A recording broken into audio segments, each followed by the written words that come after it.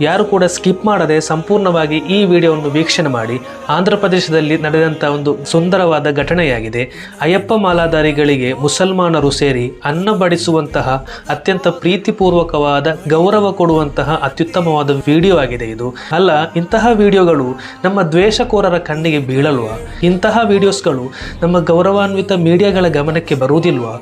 ಇದೇ ರೀತಿ ಎಲ್ಲ ಧರ್ಮದವರು ಸೌಹಾರ್ದತೆಯಿಂದ ಇರುವುದಾದರೆ ನಮ್ಮ ಭಾರತ ಎಷ್ಟೊಂದು ಸುಂದರವಾಗಿರ್ಬೋದು ಅಲ್ವಾ? ನಿಮ್ಮ ಅಭಿಪ್ರಾಯ ತಿಳಿಸಿ. ಈ ವಿಡಿಯೋವನ್ನು ಎಲ್ರಿಗೂ ಶೇರ್ ಮಾಡಿ.